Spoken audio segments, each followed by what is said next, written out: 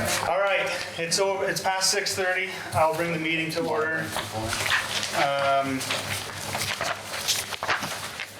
First up, modifications and changes to tonight's agenda. Does anybody have anything they want to add or modify? All right, hearing none, we'll move on to public comment. Is there anybody here from the public that wishes to speak tonight on a non-agenda item related topic?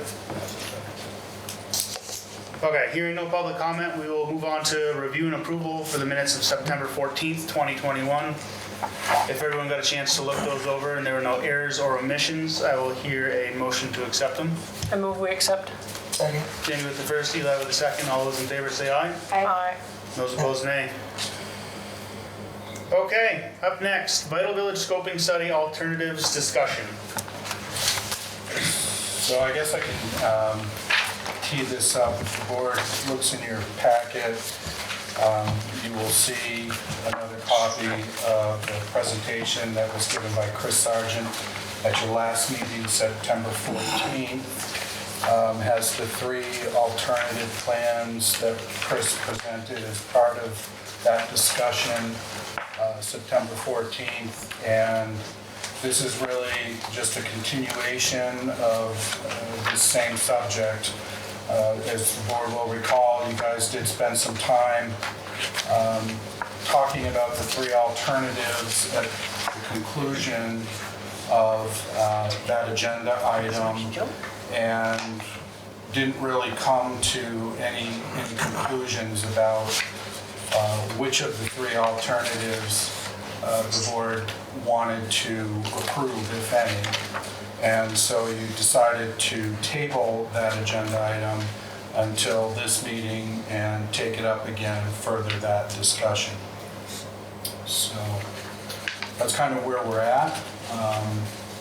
Happy to try and answer any questions. If the board has anything they want to ask staff, Greta Brunswick from Regional Planning Commission is also here, and it's Chris Sargent on Zoom. Has it logged in yet? There's someone logged in that says Galaxy Note 9, but has no name, so I'm not sure. But I'm assuming no. I haven't seen him. Huh. Chris one time logged in and it just said gallery or something like that. That's Galaxy Note 9, but we also have him on the agenda for 6:45, so he may not be logged in quite yet. Okay. Well, Chris Sargent from DuBois and King Engineering is also going to be logging in via Zoom to the meeting. If you guys have questions you want to ask Chris as well.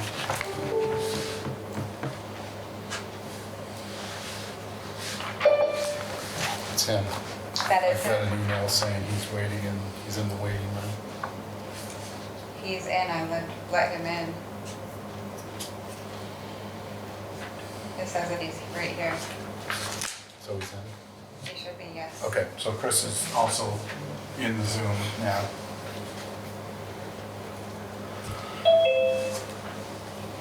I guess we just need to make a decision tonight, right? Can we have some discussion? When we talked at the last meeting, did we decide, sorry, my brain is sometimes fogged, as to whether or not we could sort of hybridize 2 and 3?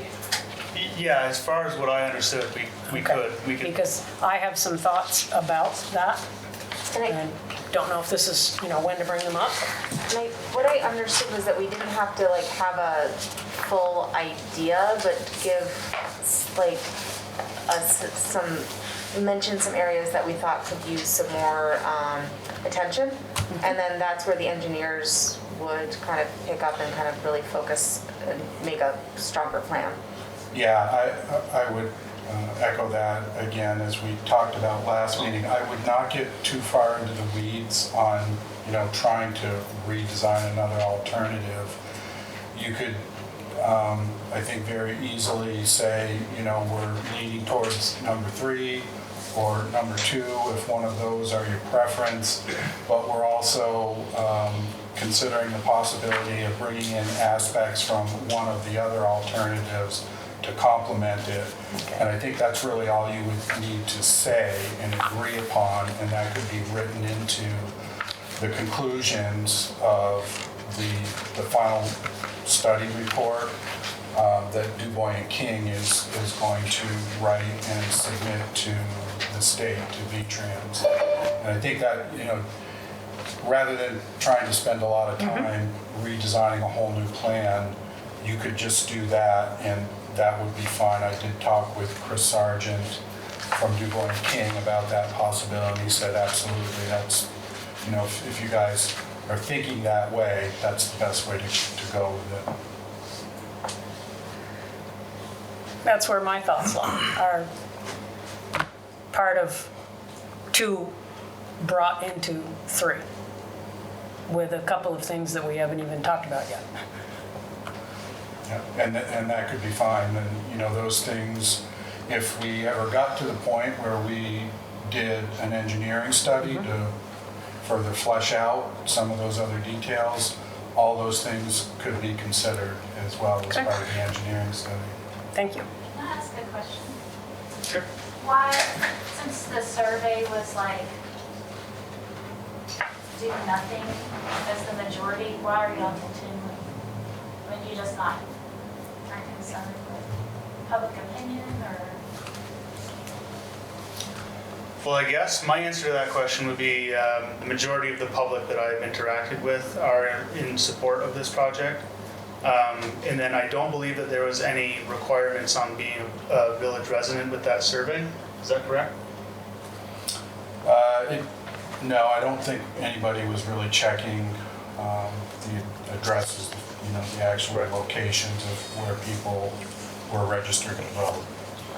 So I would say it was more of a looser type survey, not necessarily official. Can you tell us the last time you went to Main Street When I went to Main Street today, and talked to any merchants or anything? no, I believe you would be the only merchant that I've spoken to about this. But if they echo your concerns, I would expect to have heard from them. Who are you talking to? You said that you've been influenced by the public, that people have told you, and that's good enough for you to supersede a survey. I'm asking you, who is it that your personal anecdotal evidence has convinced you? Without the merchants, without property owners, without stakeholders, doesn't that seem a little thin to you? No, because you weren't able to make it to the last meeting, but there was quite a few people there heavily in support of this project. And there was Stakeholders, business owners, or property owners on Main Street there? no, there was not, but I would assume that they were made aware of the meeting, not only by us, but also I would assume by you, and none of them were there. So that tells me that they may not be as passionate about doing nothing as you may think. So who's here tonight on Zoom? I know the liquor store is going to be here, Pat was trying to be here, the ambulance service is going to be here.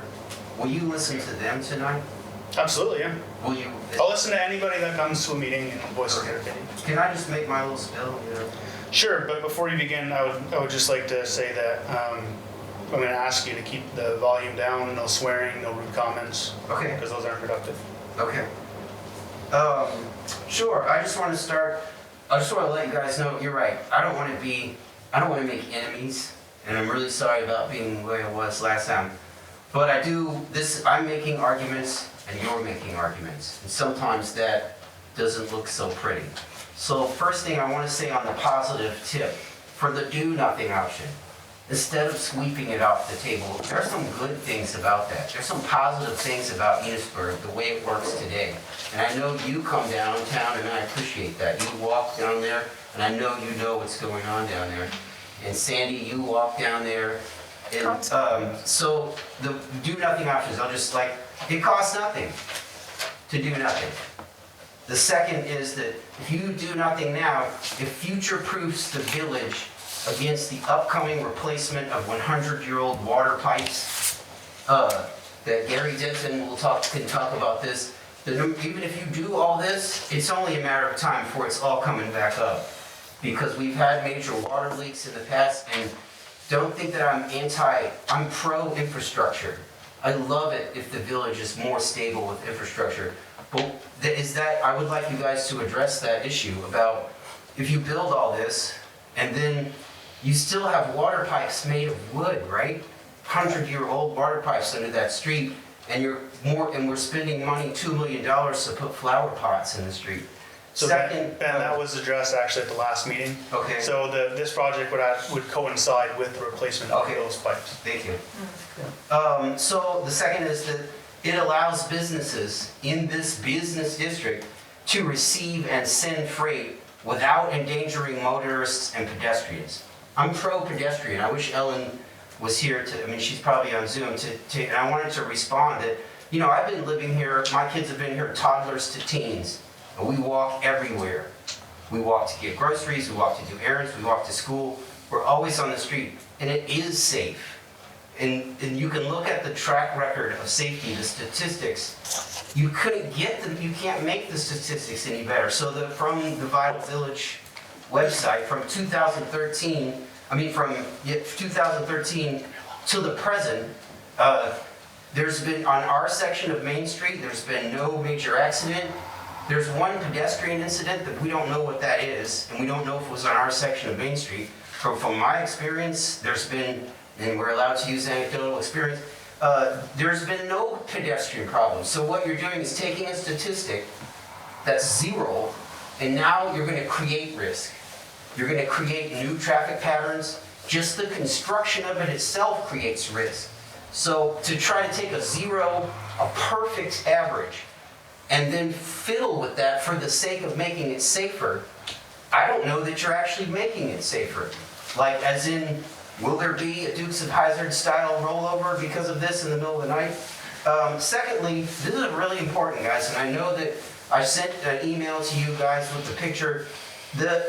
The space in front of the Falls Apartments and some of those other spaces that are the loading zone spaces, emergency vehicles use those all the time. And if that ambulance can't use that space, if that space is full of flower pots, then when they pull up, they're going to stop right in the street. So what happens when you stop in the street? A giant traffic jam either way. So now pedestrians have to cross in the middle of a traffic jam, cross blind across that, and then the ambulance personnel have to come out into the road, which is in a jam situation, and people then begin doing blind passing, right? You have to do a blind pass because the road is blocked. Unless you want to sit there the entire time the ambulance is at the falls, you will blind pass right through an intersection. And hopefully the ambulance service is here tonight and he can talk about that. So there's like some flexibility for our parking. Like just a per anecdotal example, but this is an anecdotal. Just the other day, I saw the ambulances racing down Main Street, and there's a farm truck, and you know what the farm truck used to get over and get out of the way of the ambulance is the blank spaces, the loading spaces, the places that are going to be the bump outs. And that was amazing to watch that was there, and that was allowing us. Otherwise, where is he going to go? That ambulance is going to have to make a blind pass. It's going to be a mess. And so I'm just trying to make the argument that bump outs aren't necessarily safer. And I went, Du Bois King has told us all over and over about the studies, right? So today I said, well, I want to go read these studies, and they're not as awesome as you would think. There's not a significant difference between pedestrians stopping.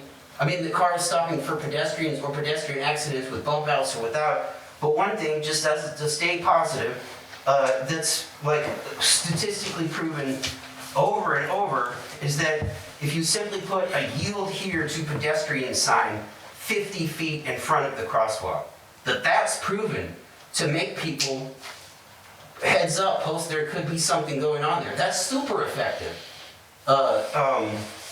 And that's, I can show you the study, but I just was weird. It was like, a lot of that is conventional wisdom. We were told about that it's science somehow, but that's really conventional wisdom. Second, it allows for RV and trailer parked vehicles. Okay, it allows room for RVs and trailer vehicles to get off the road for a second, when there's some room. We like having flexible room downtown to do our business and to deal with the kinds of traffic situations that happen there. It's a busy place. Stuff happens all the time. It's not like those spaces are useful. Empty space is useful space. Like, it's not like, oh, this is just wasted space.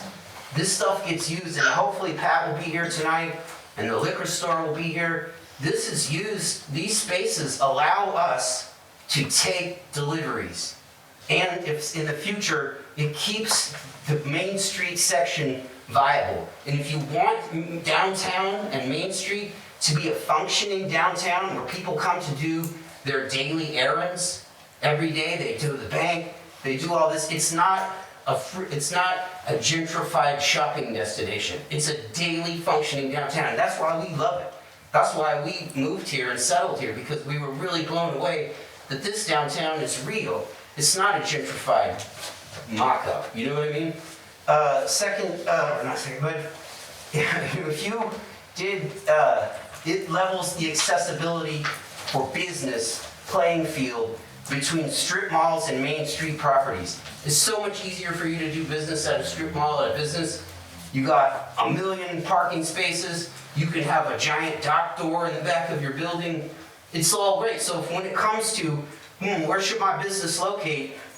Strip Mall Joe is going to show you that it's so much better. It's so much easier for you to locate in that strip mall versus trying to fight through this sort of arrangement just to be able to do your basic business. Like, if out of your business, what would happen if you couldn't take your trucks for delivery? Oh, absolutely. It would be super problematic for your business, and you would probably be immediately seeking another location that you could receive deliveries. It's okay to do nothing. Just because you did the scoping study and we heard that, well, it won't help you in the future if you do. Well, okay, I think you should do another scoping study. I think it's okay that you do another one. It's not the end of the world, and it offers a chance to restart the process with a more realistic level of community involvement.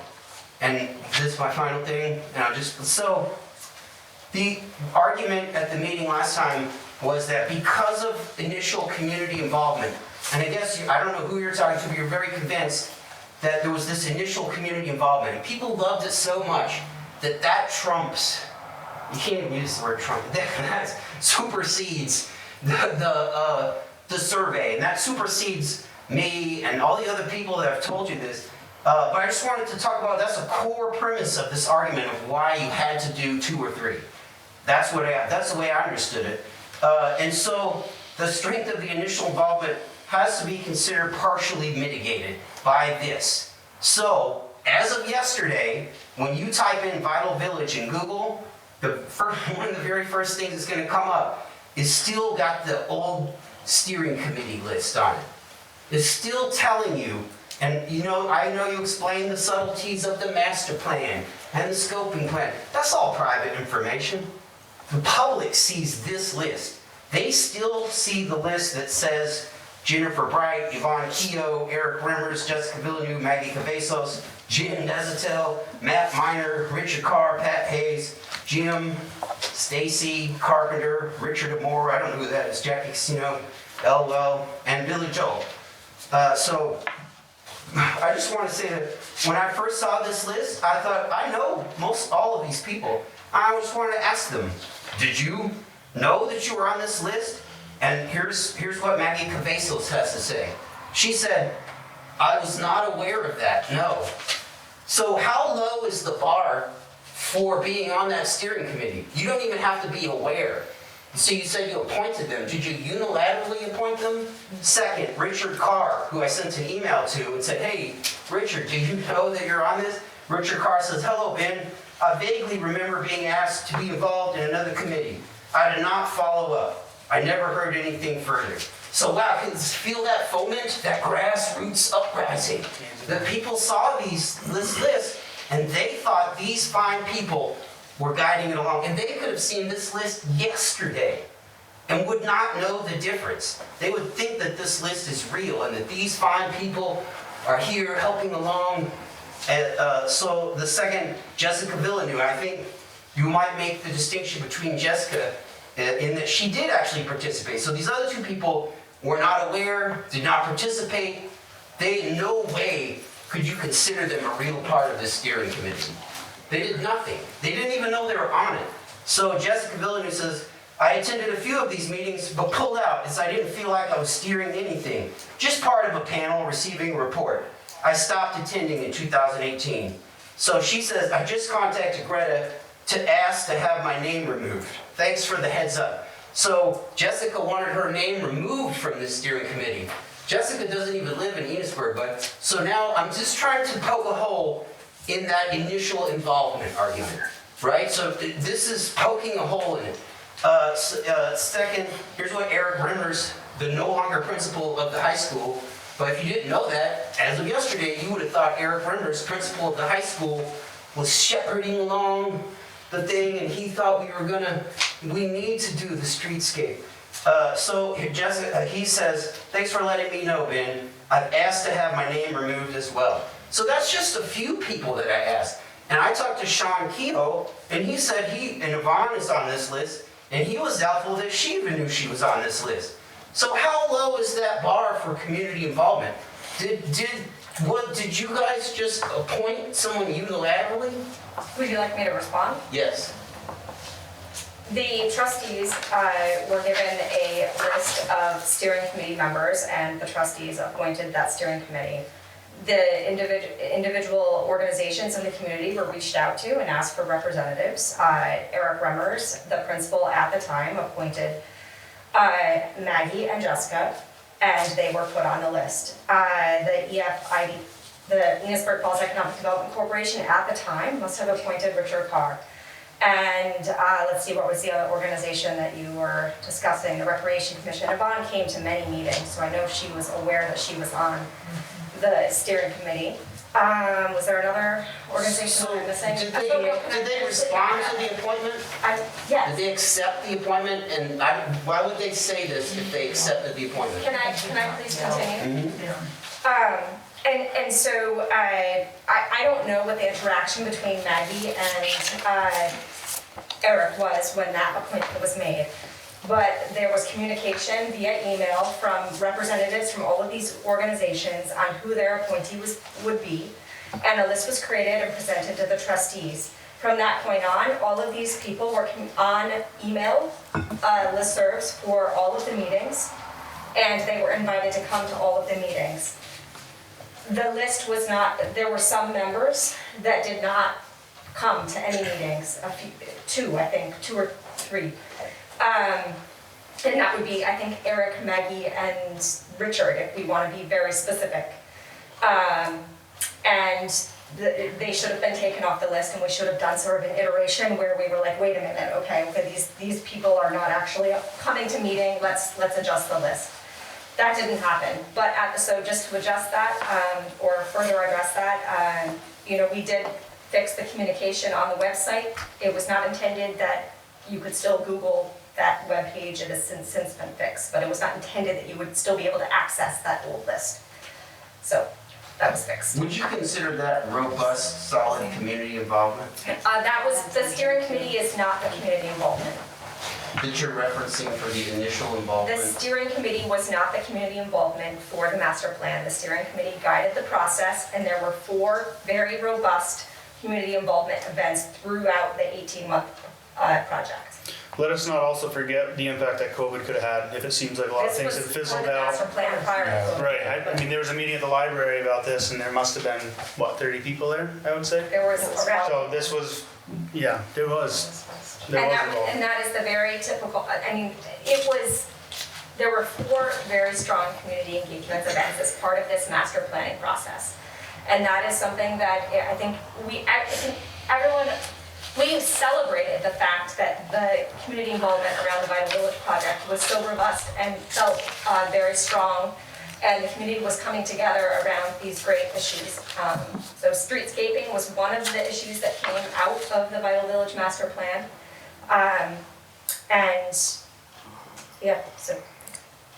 Abby has some comments from Zoom. Thank you for letting me speak. I think you understood what I was saying. Suzanne Hall-Casavan initially stated taxpayers are stakeholders, and she also stated civil engineers will maintain fire and ambulance access, otherwise thousands of communities would be without access. That the plans need to meet DOT standards. Whoever is on for the beverage gallery stated we need the parking. And then Susie also stated, the option I support adds parking. We cannot ignore the merchants' repeated cries for more parking. And then the beverage gallery responded stating, I never got asked about any of this and I own a business on Main Street. So that's what we have so far. What's your hands? I'm sorry, who was that?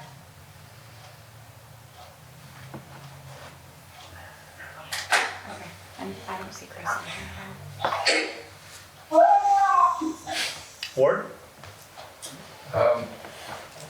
I learned a long time ago that the biggest, the most important element of community participation is showing up. And after 50 years in Innisberg, I'm not convinced that the majority of the population are with me in that conclusion of how to do life, so people do not come out.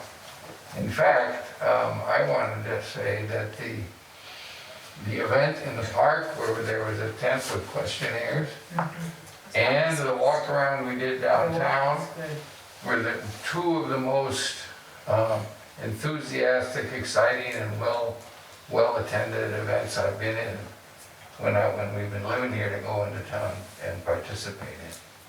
So the committee activities, I think we could go through most committees in town and find some, you would have somewhat similar participation. For the last 2 years too, I mean, And now with COVID, but I felt really good about the things that got put on, get us involved. I'm still fantasizing about parking with the front of the car out. I thought that was a great idea. John, do you have something? I just had a question. In all of this, where does the speed of traffic coming down Main Street play? I mean, would you say that is or is not a problem with speed of people? Me? Yeah, with speed coming. I mean, you live right on Main Street, so. I honestly, some people drive fast, sometimes it happens, but I feel like, I told you earlier, I've lived here since 2006 with my babies, and I feel that it's a very safe place, and people bring their babies in their strollers from towns like Montgomery, Sheldon, Bakersfield, where they don't have the kind of amenities that we do. They don't have the awesome downtown that we do, and they walk their babies here. And I think there are way better ways to slow people down. I mean, I think the signs that tell you what speed you're going, I mean, I've been an inadvertent speeder many times, and then I see those signs, and I'm like, whoa, whoa, whoa, you know, and I'll drop it right down to 25, exactly.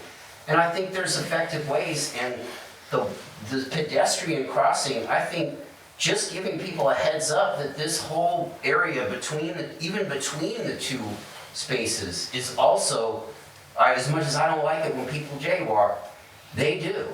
They get out of their car and like that whole area needs to be marked way back on either side to say, hey, heads up, this is a pedestrian area.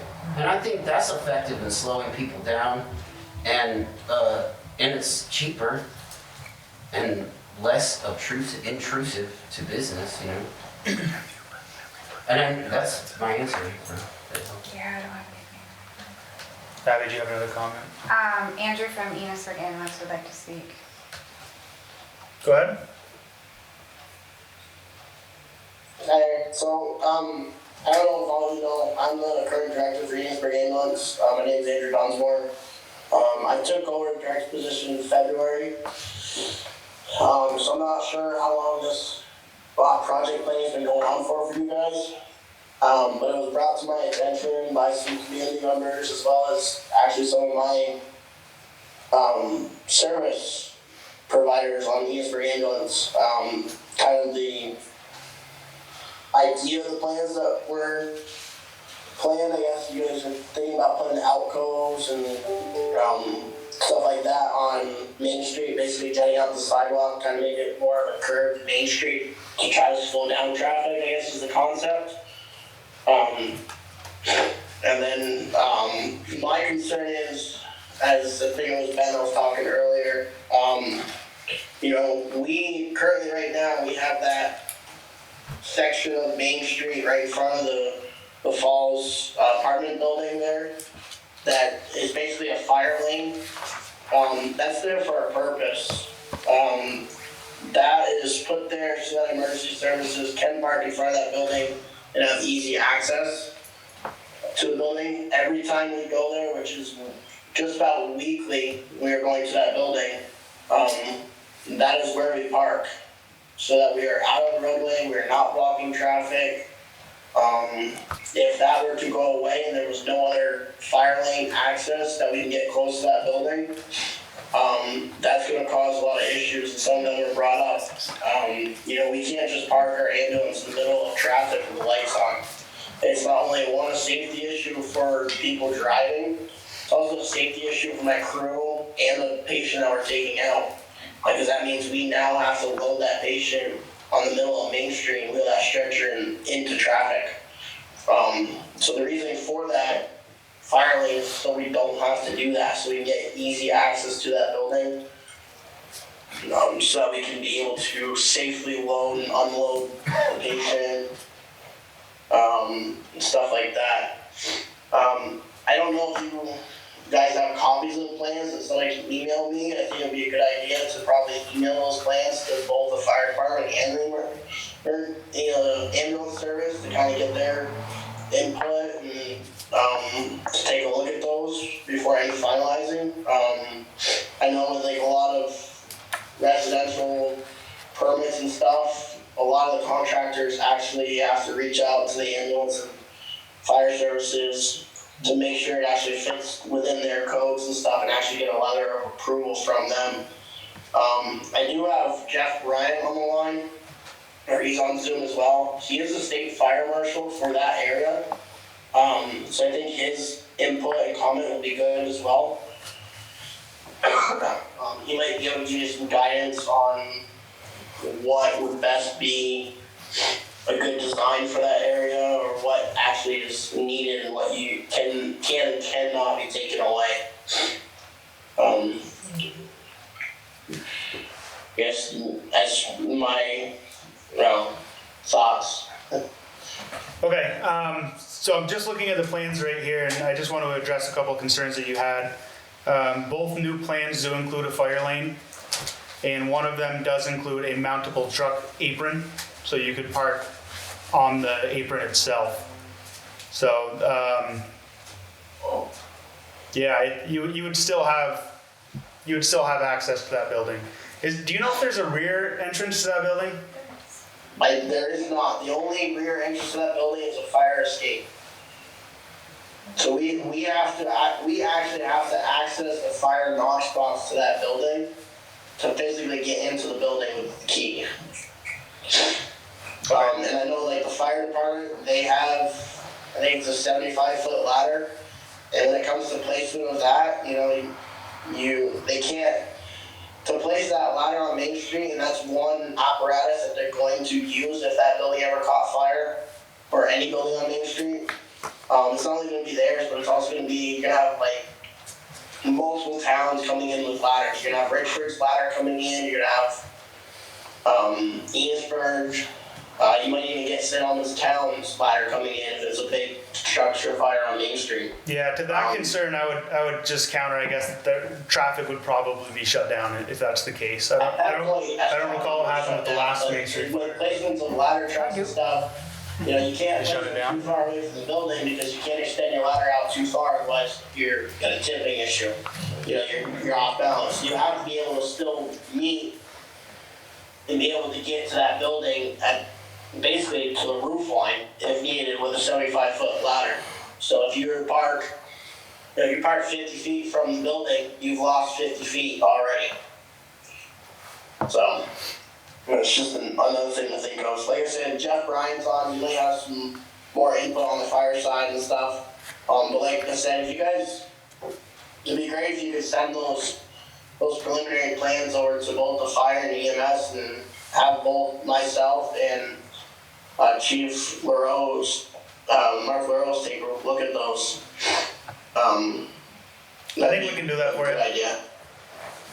Yeah, we can do that. They are also on the village's website and have been there for probably about 3 weeks. Yeah, But this is all new to me. I wasn't informed. I don't know when the planning started. I mean, it may have been way before I started as director. But, I hadn't been informed of when the trustees meetings were on these or anything like that since February, so. But it's good to know that they are on the website. Can I ask a question about the mountable curb? Is it the ultimate intention is to put objects on that, right? Flower pot, I know there's already a plan to put flower pots there, veterans flower pots, so like, what will happen to the object? So you're saying, your counter argument to him, your resistance to him is that, oh, it's no problem because you just mount the curb. But what about if there's stuff there? Move it. The ambulance crew has to come out and move a giant flower pot? There wouldn't be any permanent Once a week they have structures. to do it? There, Again, I don't think there'd be any permanent structures, and if that's the case, it could probably be moved back far enough to accommodate a vehicle and would just they move stay it there. back? Now they have other things to deal with at that point. So yeah. Oh, man. I never heard about the flower pots. Yeah. I think there's art projects too that are, anyway. Will this be voted on by the public before it happens, if this continues? you mean if it got to a construction, Kelly? Yes. Well, most likely, I guess would be my answer. The Board of Trustees has the authority to approve moving forward with projects, applying for various grants. But there are also statutory laws regarding financing for projects or large capital purchases that would require going to public vote if you needed to take, a bond or a long-term loan to help finance a project as well. So unless the village was incredibly fortunate and able to find enough grants to cover 100% of this with no required match in any way, which is probably unlikely. I mean, to do all of what's in the Vital Village Master Plan, you're talking many, many millions of dollars. For just this piece, 1 million. Right, for just this one section, the 4 priority projects that were identified under the master plan effort and asked to go to another level, the next level, which was the scoping study effort. It's more like in the $1 million range, but that's still a pretty fair chunk of change, I would say. So I would say it's likely that the voters would probably have the ability to give final say on that through an approval on a bond vote. But the trustees do have authority to move ahead with their approval of whatever they think the best option is, and to also give approval for seeking public grant funds to help subsidize the construction of those projects as well. But my guess would be probably not going to find enough money to, do 100% of this. There will probably have to be a local match at some point along the way. And if that's the case, that would most likely have to go to a public vote to approve that bond. And Jeff Bryant, the fire marshal, said he can speak if Sure. you're.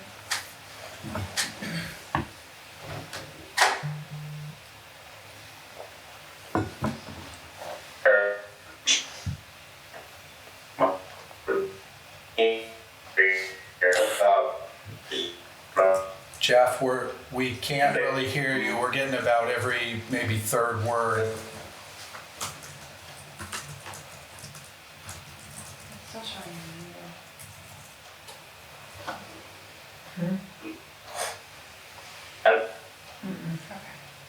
Good call. Okay, what are you doing? This picture's great. Maybe he could turn off his camera. Yeah.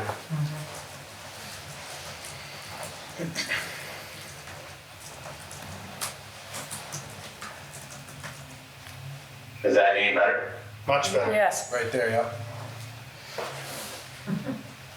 We'll try it. So, hey, Rick,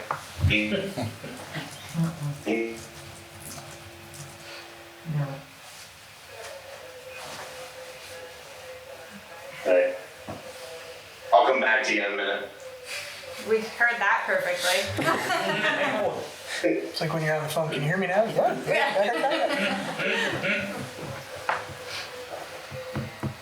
Everyone get the call. We got one of those calls, can you hear me? And you're not supposed to say yes. The ones that they, Oh, yeah.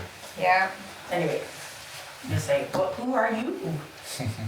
okay, I'll let you know when he's back up. Okay. But I was just going back to like the engineering study though, the concerns about like that the fire marshal might have, but that the ambulance service has, that's where like the engineers would look at the road and work with the fire marshals and whomever and figure out how to make that work. And then they would scale back or make alterations for that, and they have a knowledge base for that. Right, that's why you have to go to an engineering study, but what we have here under the scoping plans is really still theoretical. Yeah.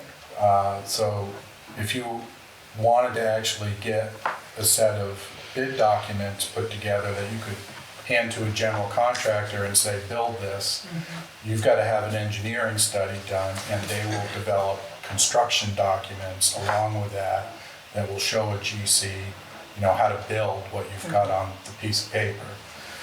And along with that too, before those were approved, you would also need to go to the zoning board, to the DRB, and work out any issues before going to construction with the DRB.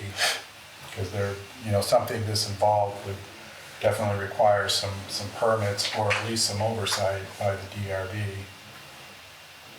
Right.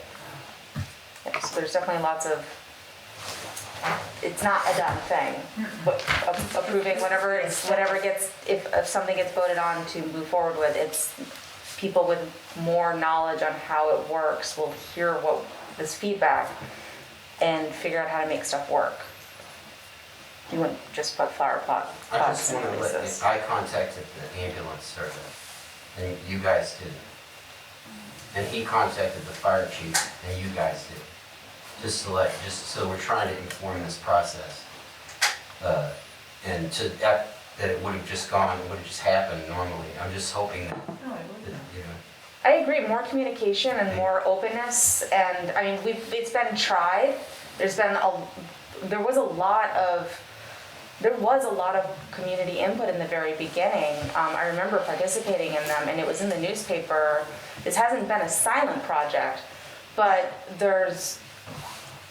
could be other ways to look at communication with everybody. And now perhaps that, the folks that are on here are aware of our meetings and stuff online, that maybe they'll be able to seek out the information too. Can we try Jeff again, if you're all set, Heather?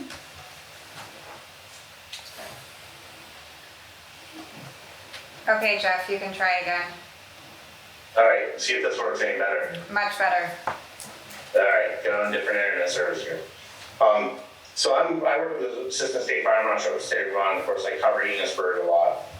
And the biggest concern I would have is what your requirements are. Obviously, you have engineers involved and stuff, but a lot of those buildings down on Main Street are built with some of the fire protection services that you need, and most of that's on the front side of the building.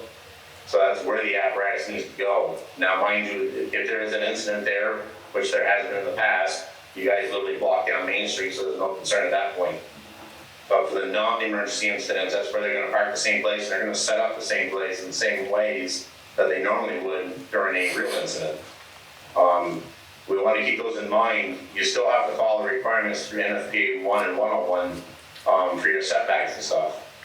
And I believe a lot of that building is built on those grounds that are physically sprinklered. And I think that section of the building is actually sprinkled completely to the residents, but I'm not 100% sure. I'm new to the area, so I'm not familiar with all the buildings up there, but I know they're not all sprinklered. So, but that is a concern that would have to go through approval by the fire department. You would have to get a letter from the fire department approving that.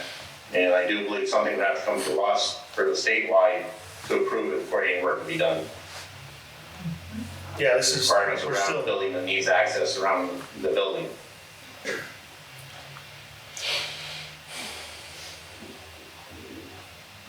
there would be a long way to go after this still. Yeah. A lot of factors involved. But I'm certainly willing to meet with anybody. If you need me on site or something, meet up and walk the project, what you guys plan on doing, or look at the scope that way. I'm pretty much free anytime to meet up, set up with me, meeting with you guys. Okay, thank you. All right, is there any other comments tonight? I'll just make my comment. Yes, I'm a fan of the do nothing option personally. I like our Main Street. I don't think we need to change our Main Street. It's been working the way it's been working for years. A lot of people, Ben included, moved here because they like Main Street. If we do have to go to a viable alternative, I think number 3 is a good mix. You're getting some for everybody. You're doing something for the people that want to do nothing, and you're doing something for the people that want to do something. And like I said at the last meeting, a lot of people like that access alternative number 2. Well, if we try number 3 first, and we decide to go to number 2, you only have to tear up in front of 2 buildings. You don't have to redo the entirety of Main Street to change it to that. Just throwing that out there.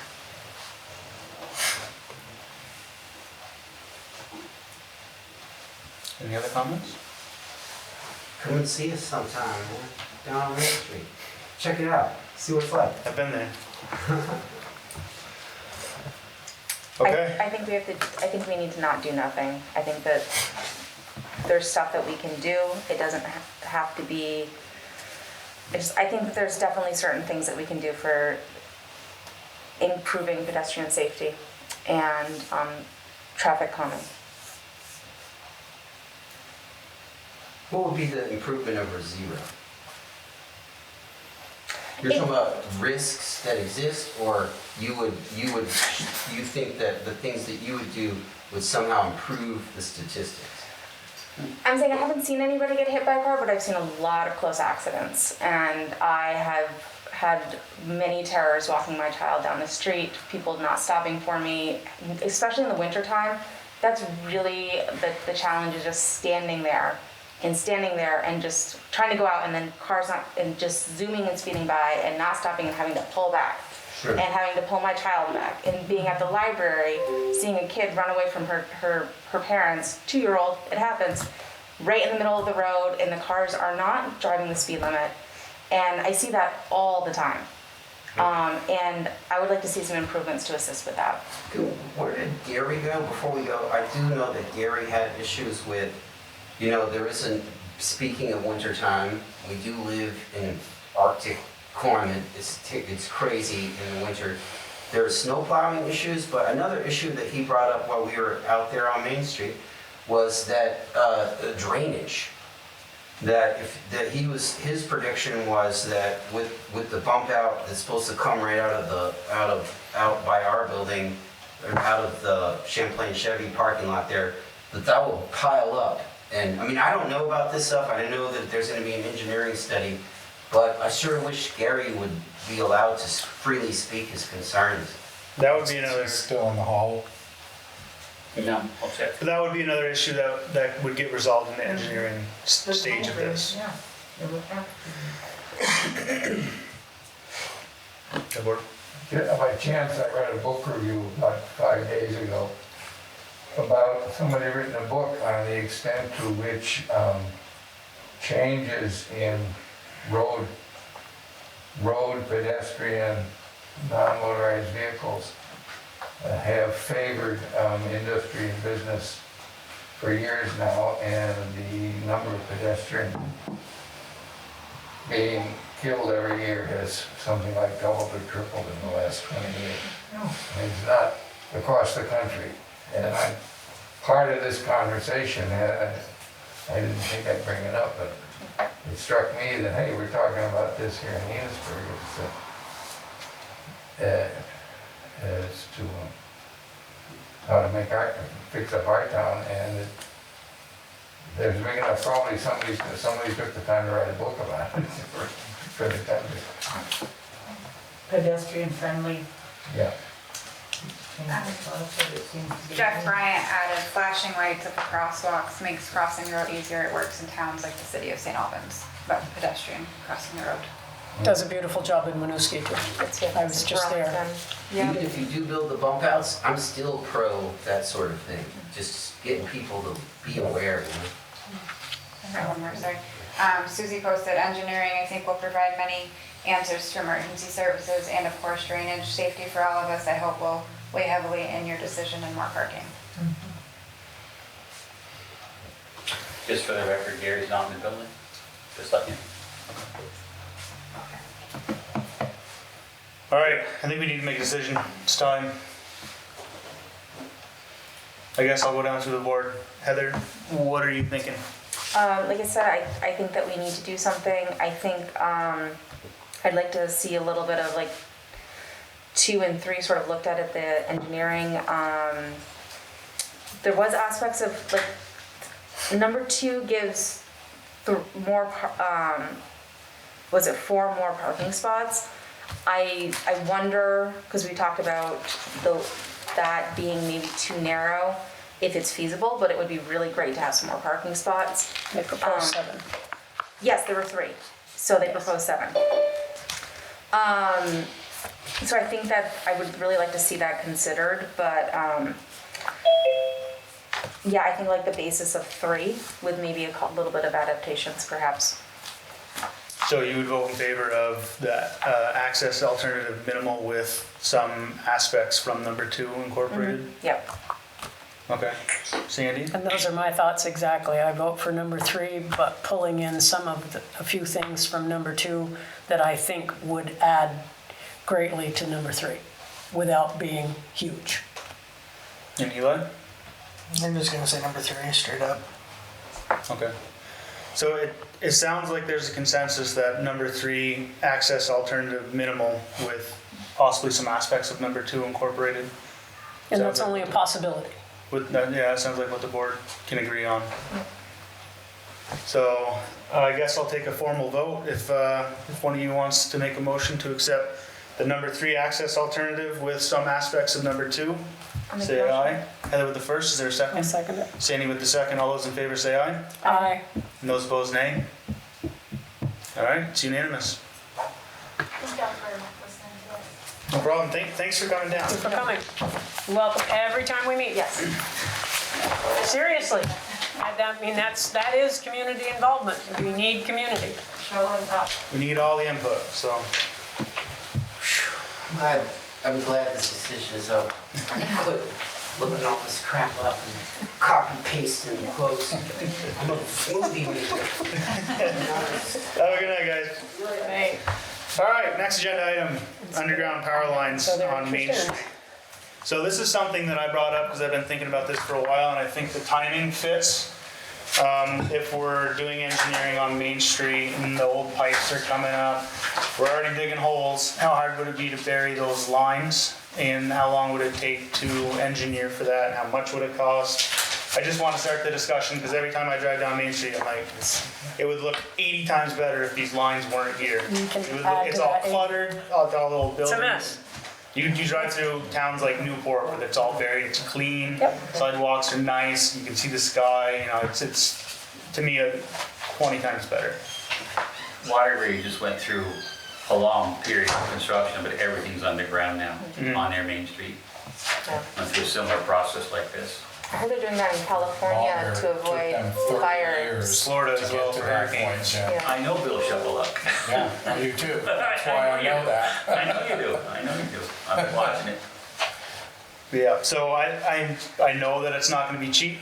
I know it's not gonna be quick, I know it's not gonna be easy, but I at least wanna start the conversation and maybe get some people who know more about power to weigh in on this. I think that's a great idea. And tonight, a lot of things were brought up about disruption and, destruction and construction.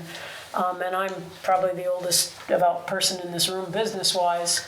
And I was there for the entire sewer separation project, which tore Main Street up completely, shut it almost completely down. You had to walk, if you could step over the dirt from the Opera House to come downtown. I was a very small independent businesswoman, wondering in the beginning if I was ever going to survive this horrid disruption of everything. People did park at the Opera House and they did slog through the mud and they did still come downtown, and the entire Main Street survived and thrived, and it all came out in the wash. What year was that? The fire was in I was just gonna ask that. The fire was in 2005, and the sewer separation was in the early, 1990, 1991. Yeah. Because I still had 1880, yes, it was prior to 1890. It was prior to 1990 because I still had my first store. I still had crafts and things. So, yeah. And the trees that are on Main Street are there because I put a cardboard sign in the window with a couple of twigs while the street was all torn up, saying that we would like to make it look better, and we needed people to contribute money for trees and the cages for the trees when the project was over. And the public outpouring was unbelievable. All of those trees are memorial trees that were paid for by private citizens, and just proof positive that people do want things done. I'm done now. Go ahead. Just a couple of quick comments about that subject. You guys may recall that that is actually part of the master plan of the Vital Village plan. It wasn't identified as one of the top 4 priorities, which is why we're not looking into that as part of the scoping study. But you may remember that as part of that master plan, there were some very nice renderings done that showed the lines buried, but also showed some historic gaslight style street lights along sections of Main Street. So that is in the master plan. It just wasn't part of the top 4 priorities that were identified out of that master plan effort. If you want to try and bump that up more, there might be some good reasons to do that if we're going to be tearing up Main Street anyway. That would definitely be the time to do it. You don't want to have to do that You want to make twice. one mess. So, That's what I'm thinking. any of the utilities that are going to be underground, you should try and hit those all at once the first time you do a major tear up related to this. So it could be right. This could be a time to at least start the discussion about it. It will not be cheap. It is very expensive to bury lines like that. And it's also ultimately, I believe, going to be the decision of the state of Vermont. I think we're going to be required to get what's called an Act 248. That's a permit that's related directly to electric utilities in the state of Vermont. And my understanding of it is you kind of have to build a financial case to the state, to the Public Utility Commission, supporting the justification for that extra cost to be burdened by the electric utility, because ultimately that'll come back on the ratepayers to the electric utility. So just throwing that out there as another aspect of this that will have to be looked into and investigated.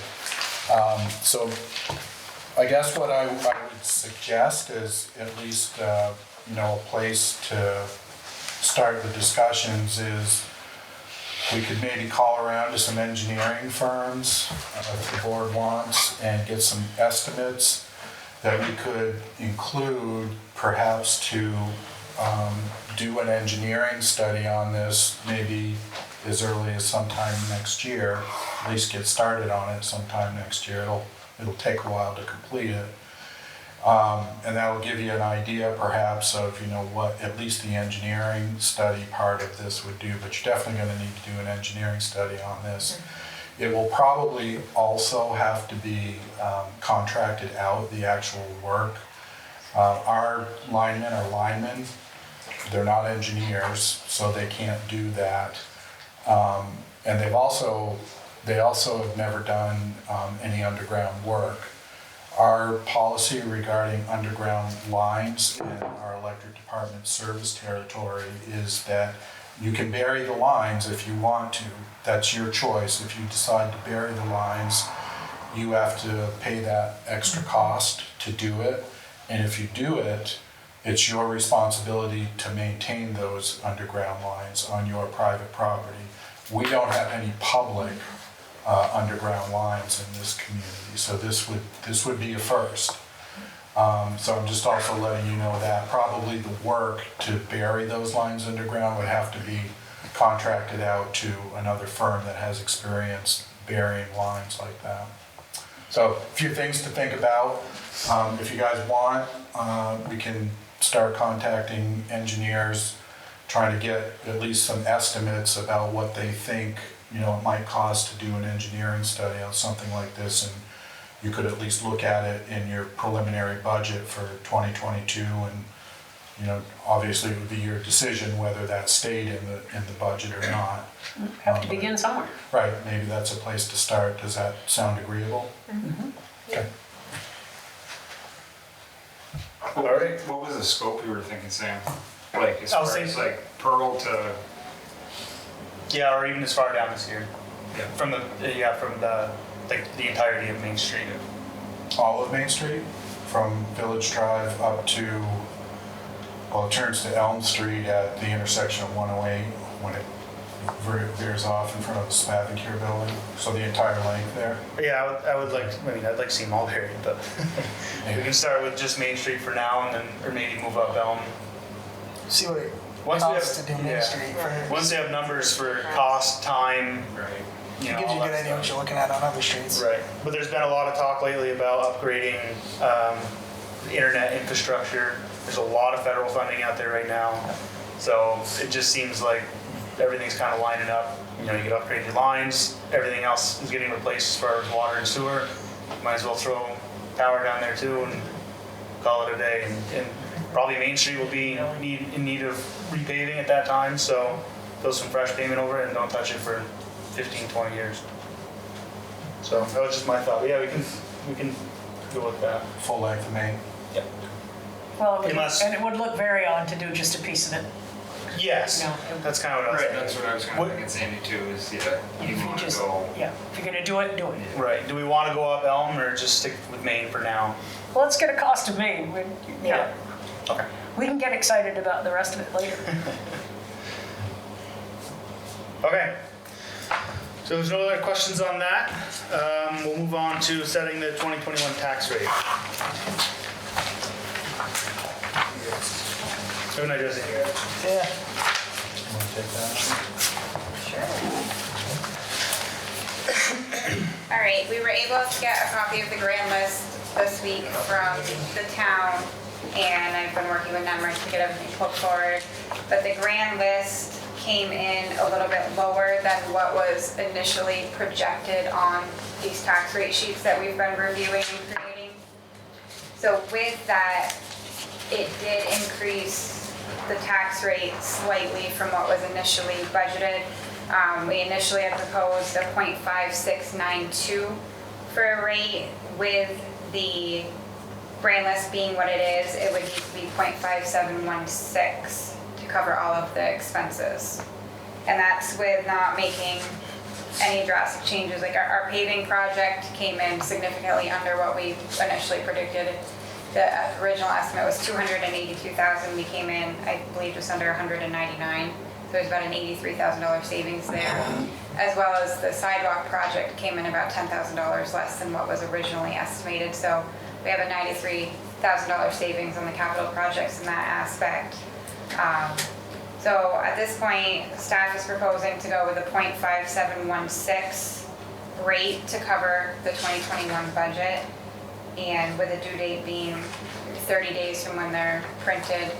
So say 30 days from next Monday, just to play safe. I should hopefully have them out end of this week, beginning of next week. So we would be looking at like the first week of November. I don't see any issues with that. You can't expect it to never change. Right. We need to grow the grand list. When was the last time we had a reappraisal? It was, I think it Don't was, say those words. I think it was 2007, if I remember right. That sounds about right. I think a lot of municipalities were in that time frame, and that's all driven by the CLA, which we're not there yet. So. Yeah, it's been quite a while, and just for your information, Eli, that when you do a reevaluation on the tax rate, it's actually handled by the town as opposed to the village. So it would be a project that the town of Innisberg would undertake. Good enough. Just curious. 2007, that's a long time. A lot. I know Bakersfield was 2007 when they last did theirs. I know there was one municipality in Franklin County that has hit the threshold where they will be redoing their town appraisals, and it's a huge cost. Fairfield's doing it right now. I believe that sounds right. As I say, I thought it was Fairfield that got ordered to do theirs, and I mean, you're talking 6 figures. That could be a double-edged sword too, because if you have a lot of properties that haven't been maintained where new were in 2007. Right, and now it are, go then- either way. Right. Yeah, typically when you do a reappraisal, about a third of the properties stay the same, about a third go down, and about a third go up. That's typical when you see towns go through a reappraisal process. So for most people, it's actually either neutral or good news. Either they stayed the same or they went down. It's, but for This about... is good news depending on how you're looking at it. Right. Yeah. I guess, well, most people just don't, want to see their taxes go going up. too high, which would affect their tax rate.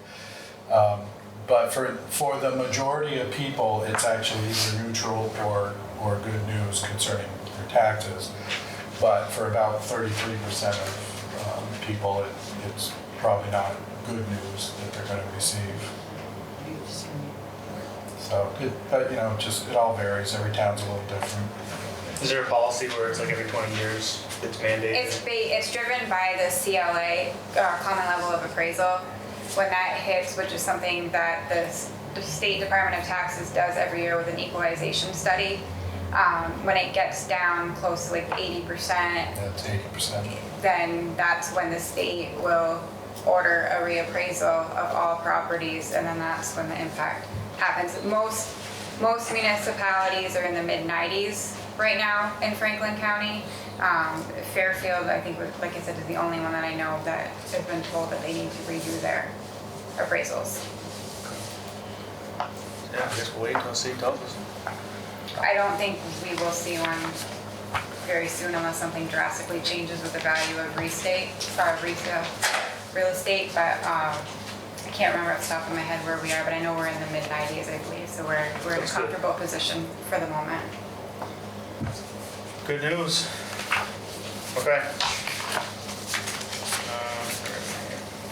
We have to vote on the tax rate thing? Oh, right, yeah. All right, I'll hear a motion to accept the new tax rate of 0.5716. I'll move. Either with the first or second? I'll second it. Sandy with the second. All those in favor say aye. Aye. Those opposed, nay. Okay, that's unanimous. If you live here, you gotta pay taxes anyway. Not getting out of it. Up next, job description revisions. Yes, so as promised, That was a lot of reading. you've got a copy of some job descriptions. This was put together and worked on by Lori Stanley, our staff accountant. A lot of these are just changes related to getting titles to gender neutral names as opposed to having man or woman somewhere in the name of the position. There are some other changes that are proposed in here as well. Board should see copies that have strikeouts in areas where we're suggesting we remove language. And then you should also see underlined language in places where we're suggesting we add some language in here. But staff has reviewed these proposed changes. We feel like we're okay with what's in the draft to the board, but it is, of course, up to the board to review those changes and approve them if you're okay with them, or if there are some other things that you want changed within the descriptions, just let us know, and we can make those changes, and if need be, bring another draft back to you. You know when the last time these were updated? Everyone is different. Usually, and I think this is true in a lot of organizations, whenever the position turns over, that's when the job description gets reviewed again, and you think about making some changes to it. So everyone's a little bit different. Thankfully, I don't think we have a very high turnover rate, so. No, most positions, people have been here for quite a while. Right. Well, it says a little something for the place. Yeah. Must be a good thing. I just had a question. I noticed that there were a lot of physical requirements put in there. Was there something specific that sparked that? It's probably like a cover your butt thing.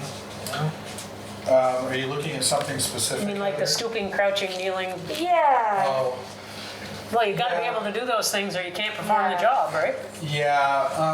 I think that it was the thought from staff, and I think Lori actually specifically suggested this, that we try to give a little bit more description about the physical aspects of the job, because in some cases, there wasn't really very much. You didn't tell me that I had to do that on the job. Right, exactly, although, some people might just intuitively realize Yeah. that. However, Right, however, sort of as Eli had said, in some ways it's a cover your behind type of thing, where maybe it's a good idea, since we're reviewing these now, to just put it in there, and at least, we're covered if somebody ever questions it. Yeah, because I also noticed these are positives, like the adherence to the OSHA and the VOSHA safety regulations and stuff. Yeah, same type of issues. Did you have any legal people look at this? No, we haven't had any legal review of it. So we just included that, just to be safe. We can, if you want. You'd like our attorney to give a review of it? No, I was just saying, like, all the OSHA and VOSHA requirements were just there, like, just to be safe for us. Yeah, just to be safe, yeah. Sorry, I misunderstood what you were saying. Yeah, I don't see an issue with any of those. I'm not sure I could read them again if you made me. They certainly are very concise, very self-explanatory. Anybody reading it ought to be able to know what's expected of them and what they're all about. Yep. I think the changes were positive. So if there's no opposition, I'll hear a motion to accept these new job descriptions. Will we accept? Andy with the first, I'll or second? Heather with the second. All those in favor say aye. Aye. And those opposed, nay. All right, that's unanimous. All right, up next, board meeting format. I put this on the agenda just to get some clarification from the board about what the expectations were regarding the IT for meetings now. At last meeting, you had requested that we try to put together a hybrid type of situation where we would meet physically, but also have a Zoom option, which we have done for tonight's meeting, thanks to the assistance of Ken Santamore, who's our IT person. He's also head of IT at Vermont Public Power Supply Authority. Thank you, Ken. And Ken has brought some of VEPSA's equipment with him in order for us to be able to provide that service. But I was not clear if the intention was for just tonight's meeting, because that's how it originally, the conversation got started, I think, when the board had asked whether Greta Brunswick and Chris Sargent could attend tonight's meeting related to the scoping study being tabled and taken up again at this meeting. But I wasn't exactly clear whether, because Greta and Chris both said they were a little reluctant, although Greta actually ended up coming tonight. They both said they were a little bit reluctant to come again physically, but maybe if we had a Zoom option, they would attend by Zoom. So the board asked us to do that, and I wasn't sure whether you meant you wanted that ongoing or just for tonight's meeting. I have a thought. Yesterday, I pulled the statistics just for Innisberg in terms of the state's color-coded map for COVID. And it goes from like pale blue to almost navy blue. And Innisberg at the moment is in the dark teal, which is just before the navy blue, meaning that we have 41 to 80 cases per 10,000 people. I realize we don't have 10,000 people, but that told me that COVID is definitely not gone, and it's, you know, kind of still in our midst. I think personally that we're trying to get community involvement. If the community doesn't feel comfortable because of COVID coming to these meetings, and it is a small room, that if we continue to have hybrid meetings for a time at least, we might actually get more people interested in what's going on. So if that is the case, then you need to understand we're able to provide this only because of outside services that Ken and VEPSA are currently providing tonight. So Ken is working with Abby to give her a little bit of training in how to do this. It is more complicated trying to run a hybrid meeting as opposed to just a Zoom-only meeting, or obviously just a physical meeting. So it's going to take some training and some time probably to get Abby up to speed on, you know, how this can be done. As you can tell, we had a few issues tonight. There isn't a meeting that doesn't have issues. But right, even when we were doing Zoom only, I think every single meeting we had some technical difficulties we had to try and work through. You know, and that's the problem with that is technology is great when it works, and when it doesn't work, it's awful. So, you know, it may take a while to get comfort level there. How does Abby feel? I was gonna say, I think Abby has something she wants to. Yeah, and I think Ken also, you know, has to give some feedback about how he feels about that if we're gonna ask him to come and attend at least more meetings. I don't know how many more, but more meetings and trying to work with us to make sure we, you know, are doing this properly or getting people logged on when they wanna be able to attend, so. I can add in on this. Ken and I have had this discussion at length earlier this week, doing a test run of this. I'm fine in the aspect of learning this. I did ask Ken to be here tonight to kind of hold my hand through it, which I'm glad for in the beginning. But the other aspect of this, as John mentioned, all of the equipment we're using tonight is borrowed from VEPSA, meaning Ken needed to make a trip to Waterbury, depending on where he was working, to pick up the owl to get it here for us. So this has to leave with Ken tonight, and it's not something we can hold on to because VEPSA is still using it. Ken graciously put some figures together for us and kind of sat down and looked at what technology we would need to accomplish the hybrid meeting going forward, and you're looking at close to $4,000 between purchasing the owl, which I have to say I'm very impressed with how well it picks up, and the picture. And then we would need a laptop, which the village currently does not have.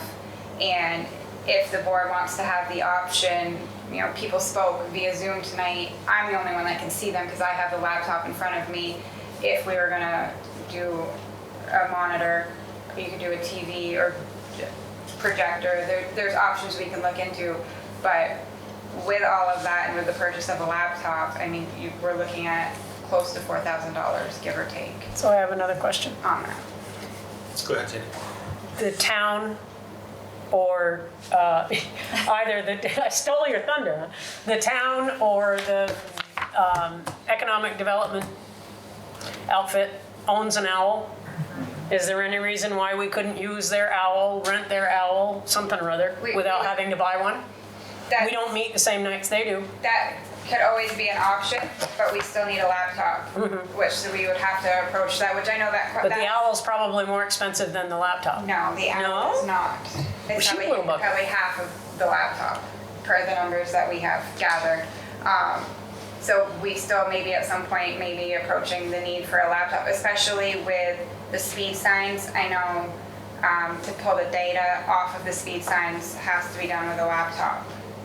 Oh, so it sounds like we've been using before. This last time, I believe, did Gary bring his laptop or did we use a backset? We loaded it on Gary's. Gary brought his personal laptop. Yeah, we should probably at least invest in a laptop. So these are just the things, if the decision is made to go to hybrid, we're either gonna have to be begging to borrow every meeting that we have, because Ken's great to be here, but it's also probably not fair to ask Ken to be here for every meeting. This is true. To get the equipment to us every meeting, so just wanna make sure we have the full picture when you guys make this decision. Was it just the 3 on tonight? No, we actually had 7 other participants and we currently still have 3 other people. Which That's would crowd the room. That's pretty good. Yeah, I'm pretty impressed with that. Yeah. And poor Chris, I'll have to follow up with him on what happened. Unfortunately, he didn't make it. Yeah, in, I don't so- know, as I It never said, popped up that he was in the waiting room for me. he sent me 2 emails, two emails that I could read off my iPhone saying he was in the waiting room. And it never what was popped up going here on. that he was in the waiting room, so I'm Yeah, not sure what I happened. responded it to him. You know, I think we had this problem with him once before, you know, several months ago when we were still doing Zoom-only meetings, and we couldn't get him I to think that was one of the appear first in the meetings I waiting room. attended, yeah. And I think the way we did it was he logged off and came back on again after waiting a little bit. Yeah. And I suggested that to him, but he still didn't pop up apparently. He never popped up at all So I don't know what to through say. this, so I will follow up with him, just curiosity's Yeah. sake to figure out, so I know moving forward and bug Ken to help me with that too. So, that's all I have. If the speed signs require a laptop, I think we at least need to buy a Well, laptop. I was just gonna ask, do we have funds somewhere for purchases There's a like that? contingency in the budget, right?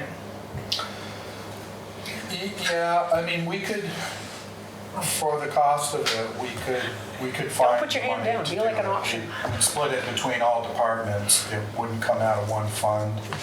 We would split it 70-10-10-10, which is the way we typically do these kinds of shared expenses when all the departments within the municipality are benefiting from it.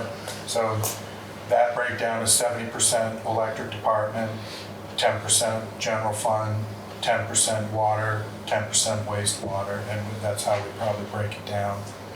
Depending on too, I believe some of the ARPA funds may be an option if the board wants to go that avenue. I mean, I think looking to see what we have in our budget, if we have the availability within the budget, but that could be another avenue to explore as well. Well, and it's- I know we haven't had any discussions around ARPA, so that opens up a whole other can With the of speed worms. thing, it could be a necessity. But Right.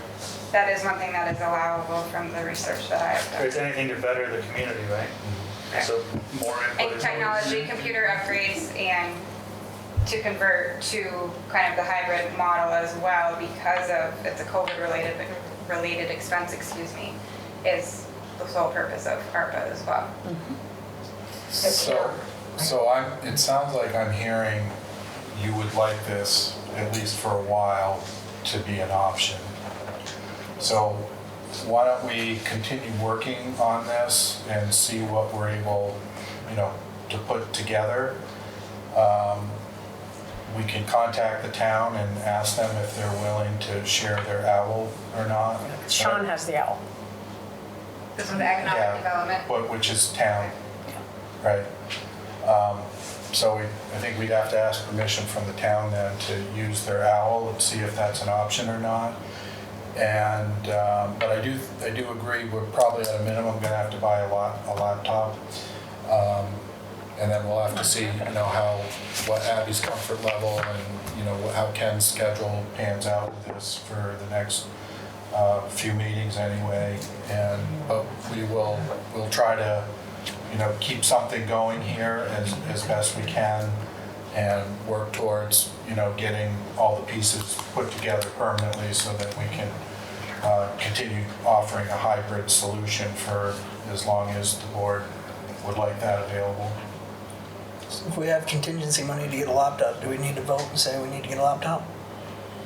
I think we could use it under the ARPA funds. I guess you just need to state which avenue you want us to go. We If can we're look going to into the the ARPA budget funds, we're going to first. get all the stuff. Right. Yeah, I'm not sure that we have that as an option, though. I don't know if we can buy computers. I'm just not, Through ARPA. yeah. I have read technology You that think you we can can? do security computer upgrades that we could upgrade, so Okay. I will look into it and can send a follow-up email confirming it exactly. I am actually Monday sitting in on an ARPA training with leagues of cities and towns, so if need be, I will ask the specific question. So if you could bear with me until maybe next Tuesday, I can reply to you what I found out in Monday's training. Absolutely. Sounds good. Yeah, if we can pull it out of the ARPA funds, I think we'll go that Can way. we give like a blanket dispensation to let her do it? I mean, it's I don't know safety how it related works. no matter how you look at it, whether it be COVID related or speeding related, so. Right. I don't know. Yeah. Like, should we set a number on it and just be like, Yeah, I mean, you can, What do you mean, it's like You spend need to up vote to or- X Yeah. amount for. if we out can of get the all ARPA this fund? stuff for this amount of money and it's covered, let's do it. Right. Yeah, if it's covered under the ARPA fund, I don't see it. I don't know that we need to talk about it again. So, Makes sense. Like, let's just do it. Let's give Right. somebody the authority to spend X amount of dollars that's available to us to get this technology that we can use. so you said they're right around 4,000-ish? Total for everything from what we're predicting right now, which would be the meeting owl, a laptop, if you want to go with a television that we would have to have mounted in here so you guys are able to see the screen that I am seeing, so when someone's speaking you can see. Miscellaneous cables, and then the Crestron Air Media that we would need to connect everything. The prediction right now is just shy of $4,000. So let's, So like well, if- $4,000 yeah, if the budget. board wants, we'll grant Abby, Director of Finance, permission to spend up to $4,000 for equipping the village with This a hybrid technology. meeting setup. And we're allowed to make small purchases with the ARPA, like we don't have to use it all on like one big. That's my understanding, but again, I She's don't gonna want to double check. misspeak. So Monday, I will get specific clarification on this. There's a lot of language to navigate with the ARPA. Some of it's very confusing, but I'm looking forward to next week's training to try to get a little more guidance so we can start opening that discussion. So I will ask these specific questions, and Thank I you. will send you guys an email. Thank you. Okay, so do I have a motion to allow Director of Finance to purchase that equipment up to $4,000 to be taken from the ARPA fund, and if not, to be split over all of the, 70, 10, 10, 10. yeah. Okay, I need a motion. I'll move. Eli with the first, I'll second it. Jamie with the second. All those in favor say aye. Aye. Those opposed? All right, And like I said, I will follow up with you early next week what I find out. thank you. You're welcome. Okay, up next, Innisberg Initiative Report. Jim finally gets to talk. You finally get to talk. Jesus, God. You already fell Never asleep been twice. ignored. Jim! Hi, everybody. Hi, Jim. I'm gonna ask other folks to help spark some stuff, but I think we're in a hard time for the initiative. I think COVID's kicked us in the butt, and I think not having active meetings and active projects to work on has certainly slowed us down, veered us off, or whatever. And there was, I think, a good, it sounded like a good meeting last night on Zoom. Yep. When I was distracted, but certainly the synopsis of it was very good. We've been struggling with whether to have, these kinds, hybrid meetings or live meetings, and who comes and who doesn't come. And so the suggestion that what I saw made perfect sense to me, and that is that we're going to switch gears, meet once a month. It'll be a hybrid meeting. We were trying to have a potluck, and we got 70-30. Some people want to come, so you end up still up not the getting spot. people in the room to sort of create the energy or to have people say, oh, I want to help you with that kind of event. That was really, I think, a hallmark of when we had meetings and people were in a room together and trying to help each other. So that's in some respects a status report, and then see what, and then also in those that next meeting is see what else is hanging out there. Pardon me, that we could work on during the winter, because that's the other problem. They're now headed into winter, and a lot of our stuff has been outside. So there's the introduction, and then a couple specifics are that we have made some progress on the Opera House. I mean, Susie Hall has, with her, she got a large grant from the Paul Broom Group, and I sent that out today via Sandy.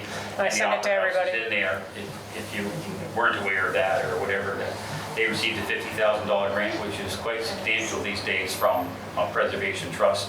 It's actually a federal fund, and they gave out up to $50,000, and I've heard it's going up next year. Don't know that for a fact, but it's going up next year at the limit on what you can apply for. So pardon me, I just What's it for? Pardon me? What did they apply for? Oh, thank you. It was for all the painting and windows, painting windows, which Ben Weed is getting better and better every day at.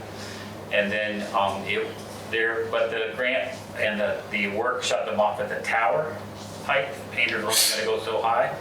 Jason was terrific. I thanked him multiple times, even though I moved it off the site one day.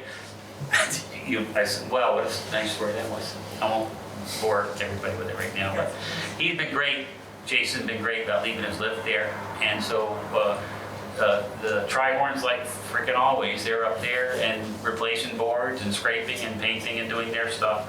I spent a couple Saturday afternoons up there on the north face, getting that primed and prepped and down. And then Ron Wanamaker, who's both a friend and a recipient of part of their money, is we're going back to what is fundamentally an original facade up there. What you see up there at the very top of the tower isn't what was there. It had a weird sort of, it had very nice vents, and then it had these vertical lines that we're still trying to figure out exactly what those were. But Ron went up and we took all the measurements up there, so these recreated. That's the day we got Janice Giroux to go show us the place, the pictures. And that's an initiative thing. We've been a little scattered, but that's what we're up there doing. And then also he built the, the curves that are all the 4 circles.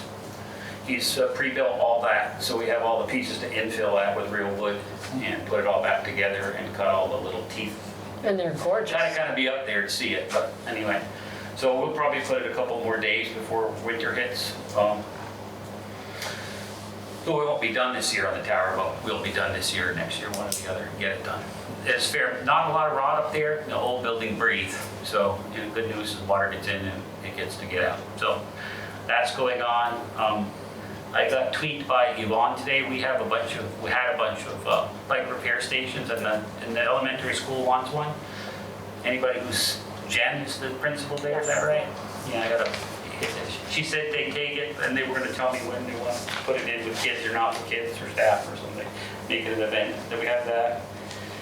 And then it's, I think for the moment for me, unless there's other things that people want to talk about, is that and it is part of the initiative as far as I'm concerned. And so we're continuing to work on the child care center that we want to put in the Pearly Block.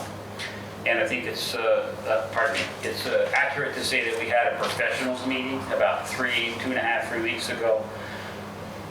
PM Fontaine, who's been hired as a consultant, she's a master's in education and run child care centers for about 15 years in Vermont around here, lives in St. Albans. We got folks together, 7 people attend from all different acronyms and DCF and ICS, and just come up with any kind of abbreviation. We had them in the room. Everyone was invited from all the different organizations, Notch, school systems, everybody that wanted to talk about it. And it was a good meeting. It was people liked everything they heard and wanted to continue to participate and help. Some had money, some held, moral support. So we have a follow-up meeting, and I don't know how to get this done. I'd love some help from anybody. We want to invite and have people attend that either have or want or going to need childcare services. And if you will, people who are blue collar workers, you know, who are working in convenience stores and restaurants and grocery stores and have odd hours and different needs and things as such. You know, childcare centers usually look at 9 to 5. Well, half of the world doesn't work 9 to 5. And so there's a need there. And one of the tenets of the childcare center is extended hours, which is more prevalent than you might think. Not here, but in other places. There's Oh, I think it is here as well. That run really long Needs hours. to be. Yeah. I mean, this. Long hours, and I saw on the notes for that weekend as well. So we're moving ahead on that. So for some folks that may be hearing that for the first time, so we're looking for 40 slots there. We have a fair amount of startup money. We've already got 70,000 in startup money. Let's Grow Kids we're applying to them for 50,000. 100,000 of the municipal community development block grant fund. 100,000 that's targeted for the fit up of the child care center itself. We have all the furniture, all the playground, all the appliances, all the cubbies, anything you want. We already have that all for free. It's in a warehouse down in St. Albans at the old Energizer plant. So our next meeting is next Wednesday at 6:30 at the Quincy, and it's also a hybrid. People can just, you know, get on the internet if they want to do that. And I would just tell you the easy way is just let me know you're interested. Pam will set it up. Pam will actually be the host of the meeting. But anybody who might want to participate or has suggestions, family or friends or anybody, anybody's welcome. Like always, anybody's welcome to attend anything. Everything's right there. We have minutes. Anybody can see the minutes. And that's all about just doing more planning for putting that together, because once we have a building, we have all the other pieces. We have a lot of pieces. School system wants in. School system wants in to come in and support that whole project. And CSS wants to come and support that project. So we're kind of going to, you know, that's what I guess most of my energy's gone into volunteering. It's been Child Care Center and Curly Block, and then trying to keep those other things going. Thank you. Thank you, Jim. Nobody has any other questions or any questions with that? We'll move on to. What's NCSS? I'm sorry. NCSS? Like that, their initials. Northwestern right? Counseling and Support Service. Oh, yeah, okay. I know. The ones that are down in St. Albans. Yeah, they've got folks. That's all they do is pardon me. Their whole specialty is child care, setting up, managing, running, working with families, etc. So this actually may be a good time to bring this up. I got an email today from a Devin Coleman. And basically, to summarize, it says that the building got nominated to be on the Register of Historic Places. And You're talking about the Curly Block building? yeah. And he needed to notify the property owner, the chief elected official, and the regional planning commission at least 30 days prior to the review, but they missed that. That should have happened on October 21st. But he said the regulations do allow for the waiver of the 30-day notification period if all the parties agree to a shortened time frame. So I just want to run it by the board to, I guess, ask if the village would waive our 30-day, I guess. Does that hamper anything they want to do there? Or does it enhance? Right. It continues the process. Well, we don't want to stop the process.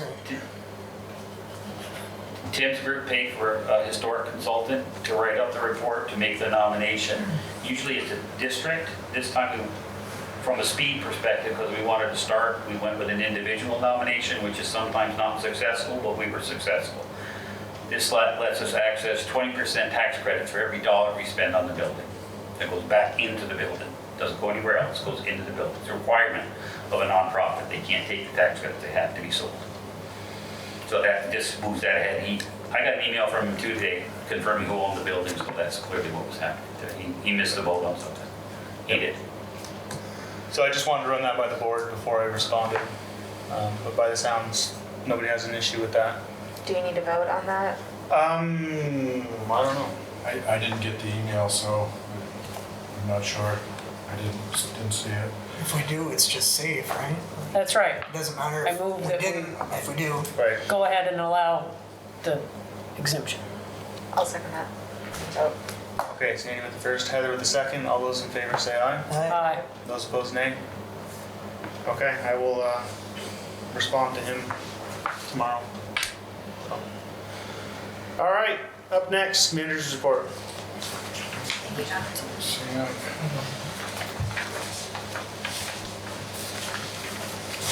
Which I do not have. Sam, right.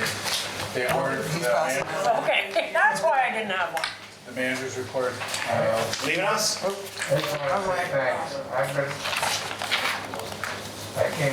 come to these, come to this meetings like this irregularly, but I've done it for a very long time. And so I can see, like if you don't see a tree and you'll wait for a couple years, it's bigger when you come back. You guys are doing, I think, a great job compared to what we do historically, moving stuff right along and you're looking to the future. And I just want to say thanks. Well, thank you. thanks for coming And keep out. coming. Yes, Yeah. please. Well, I don't pay any taxes, so We don't care. You can come in. if we combine the two, I'd be happy. Yeah, you think we have arguments now, boy. See ya. Have a good night. Good night. Yeah, sorry I didn't get the manager's report in the packets. As you guys know, I was out last week. So I wrote it yesterday when I got back in the office. Good job. So a few things to go over with you guys. First, I want to let you guys know that we did receive our new office printer.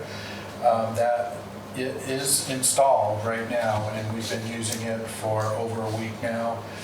That's a crucial piece of equipment for our village operations, and it was really important that this upgrade went smoothly, and I'm very happy to say that it did. It really went very, very smoothly. It looks like it works good. Yeah, and I think so far at least, it looks like it's going to be a big improvement. So my appreciation to Abby, Lori, and Psyche for making sure that all of that went well and getting some training from the technician that came in to install the new copier, and that was a great job. So appreciate all the office staff's help with that. Next, I want to let the board know that, you may recall that Jesse Woods, our town zoning administrator, spoke with you guys back in July about the possibility of the town planning commission applying for a municipal planning grant to look at consolidating the town and village municipal zoning bylaws. And I received word yesterday that they have decided to move forward on that grant application, and they will be making that officially known to you as a board of trustees at your next meeting, October 12th. So Jesse and maybe one or two members from the planning commission might be coming down. Well, Jesse will definitely be here. He's going to talk to some members of the planning commission to see if any of them are interested in coming to officially ask permission from the trustees to make that grant application, because it'll be for both municipalities, so you guys will have to approve it as well. And it's my understanding that Greta Brunswick from Northwest Regional Planning Commission will be writing the grant on behalf of our local planning commission. So just wanted to give you guys a heads up on that. They'll be coming to see you at your next meeting, October 12th. Regarding the Pearly Block VCDP application, yesterday I received acknowledgement from Patrick Sheld, who is the Community Development Specialist at VCDP, regarding receipt and review of the village's $500,000 application for redevelopment of the Pearly Block. So they have received our grant application, they have reviewed it, and the VCD board will be meeting November 18th to review and discuss the applications that they receive for this funding cycle for VCDP. So another piece of information regarding that. And then lastly, wanted to give you guys an update on the AMI project. This is something that periodically I've brought up to the Board of Trustees over the last approximately 3 years or so. So yesterday morning I received the financial analysis from Vermont Public Power Supply Authority regarding a proposed advanced metering infrastructure, AMI for short, project for our specific electric and water departments for Innisberg Falls. Recall that this effort is a joint project that VEPSA has been working on behalf of its members, as I said, for about 3 years. And so we're now down to the final results of this very large study that VEPSA's been conducting on behalf of all of its members. And the business model shows that there is a financial case to support Innisberg Falls moving forward with an AMI project for our electric and water departments. The final decision on whether we did move forward with this or not would, of course, be made by the Board of Trustees. It's your call as to whether you want to invest the funds to move forward with this project and make it a priority. But I'll be contacting VEPSA over the next week or so to see what kind of availability someone from VEPSA staff will have in the next month or so to come up and attend one of our board meetings and review in detail all of their findings with you and the conclusion that there is a financial incentive, a business model that would recommend moving forward for Innisberg Falls with an AMI project. So These are like the smart meters? yes, exactly. It does a lot of those kinds of things. It's not like full blown. There's a lot of variations within that terminology of smart meter. But yes, it's the same type of technology. It would allow us to do a number of things that we're currently not able to do with our meter systems. So kind of exciting, just giving you again a heads up on that. So someone from VEPS will be up, in the next couple of meetings or so to talk with you guys more about that and answer any questions you have about it. So, and that's it for manager's report. Thank you, John. Thank you. All right, other business. I have 2 things. One is just a question, if John, if you have any updates on the electric car charger that a while ago. Yeah, I haven't heard anything. I forgot the name of the company now off the top of my head. They were awarded grant funds by the state to do, if I'm remembering correctly, 10 new charging stations across the state, and Innisberg was to be one of those locations. That was back probably, 3 months ago maybe? At least. Haven't heard anything from the company though yet, so they may be, planning their strategy as to which places they're gonna hit first and when they're gonna get them built. Okay, so it's kind of a waiting game for them to reach back out? Yeah, they got the grant, so the onus is on them to build these and to figure out where they're gonna actually locate them in each of the communities that they got the grant money to do That was gonna be my this. follow-up question, was where? Right, and that's part of what they need to figure out, and I would expect that they'll be contacting us, since we're the electric department here in this area as well, to have discussions about that once they're ready to start talking about a potential project here in Innisberg. They probably will also have to go to the Development Review Board, I would imagine, as well, and get approval from the DRB in order to locate it wherever it ends up, being the best location. Okay. But as soon as I hear something, I'll keep you guys in the loop on that. Okay, thank you. The other one is, I was in a meeting with Sean Coleman from NRPC, and he mentioned about community involvement with the communication hubs.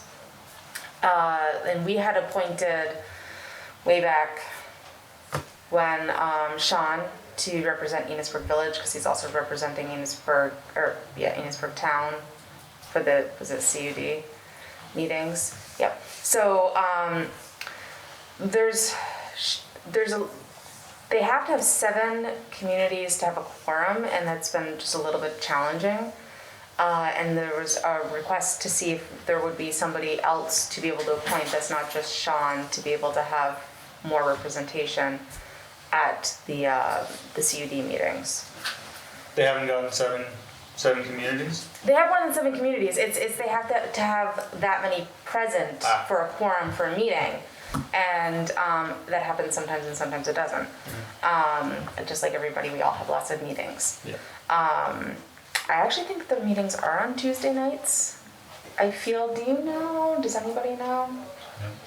But I wonder, because it doesn't have to be a trustee, it could be somebody else. So I was just wondering if anybody had any other thoughts of who might have interest to have stake in attending the meetings. Nobody comes to mind off the top of my head, but certainly a question. Okay, let it Right. stew a little bit. Yeah, and we can, it doesn't have to be tonight or, next meeting after. Sometime if we think of somebody to appoint somebody other than just Sean representing 2 communities. Yeah, I definitely don't know very many people that know about this. Mm-hmm. But I got another business topic. How about our no loitering sign or whatever for the parking ride down there? Yeah. I know it got moved from, we sent a letter to Jim and he sent it to his boss, but. Right, and I sent a follow-up to Jim, I want to say maybe 3 weeks ago, because we hadn't heard anything. And as I told you, it's going to take a while. It's the state. Oh, yeah. I told you guys. Absolutely. You did warn us. This isn't going to happen quickly. I just figured if I brought it up, it would stay in the loop better. Right. No, I hadn't forgotten about it, and I'd say about 3 weeks ago, I sent another email to Jim, asked him, hey, what's the status on this? And he sent me back a reply saying he will get his assistant, I think her name is Stephanie, to start trying to dig into it and find out where it is in the process down in Montpelier. Pretty sure they were having a car show there the other night or something. They were, I went by, I was like, so like last weekend, it was so loud last weekend. Just in general. I told him again in my email, hey, we're still having problems. We really would like to know what's going on with this. I let him know this is still a concern for us. And we want these signs to be put up. We need them in order for law enforcement to take action on your property. So that was the response I got back from him, was he was going to request that his assistant start digging into this and trying to figure out where Montpelier is in the process, but I have not heard back since then. That was maybe a couple of days, 2 days or so after I sent him the email. You said Montpelier. Yeah. Enough said, right? I have a couple in my garage if you'd like them. Well, let's some signs just show up, yeah. Oh, you guys can put those signs up. Thank you. I have to. I'll bring them. All right. Any other business for tonight? I just want to say it was really exciting when I got my front porch forum and I saw our agenda on there. It was just wonderful. And then saw it on Facebook. It was really great. Thank you. I feel like we definitely have increased our warnings. Our presence is growing. People are, Well, that way when people say, "Oh, I didn't know anything about it," it's like, yeah, it's out there. But you have to want to know. That's it. That is a very large part of this whole thing. One stop short of sending letters or going door to door every time we want. Making cookies. Yeah, and it's definitely important just to keep looking at how are we communicating with people and how is the information getting out? Because we're I've been saying, The online thing is a big deal because 90% of the people out there are constantly on these things, not reading a newspaper, and they're not at the post office reading the bulletin board, Yeah, and then the library too, because a lot of people do go to the library specifically for that kind of information. So yeah, it was great. It felt really good. Thank you. There's an individual, I don't know who it is. It just says I've had 8, but they have their hand raised. What do they have? I just requested for them to unmute.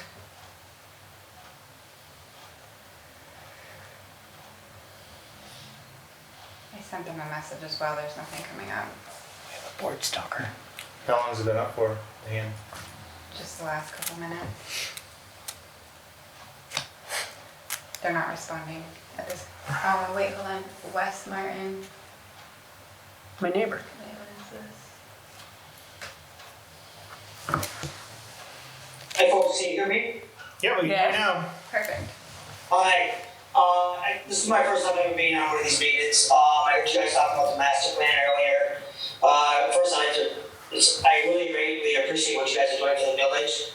My concern is traffic. The amount of speed up and down Main Street. I heard Sandy, I'm sure she can tell you the same thing. Has anybody ever talked about the enforcement of slowing this traffic down? Especially the commercial trucks? Yeah, all sorts of traffic related things have been kicked around, and we're at the point now where we are trying to physically build something to slow that down. Yeah, okay, so yeah, it is awful. I can hear them come out of the Stabbing corner, and with their engines running right up, and by the time they get to my house, they just jake brake all the way down Main Street. They're probably averaging 40, 50 miles an hour when they hit my house, some of them, you know, and so they just jake brake all the way down Main Street. If we can slow this traffic down, that would help with the master plan a lot, on pulling some people into town. We can't even have a conversation in my driveway when these things are going by. Yep, so the plans that we were discussing earlier in the meeting were traffic related and speeding related, almost directly. I must have missed it. I got onto the speeding lane. Keep coming to see us, Wesley. All right, thank you. Thank you. Yeah. All right, is that all we have for tonight? I think so. If that's it, I'll hear a move to adjourn. I move we adjourn. Jamie first. Eli beat you to the second. All those in favor say aye. Aye. Those opposed, nay.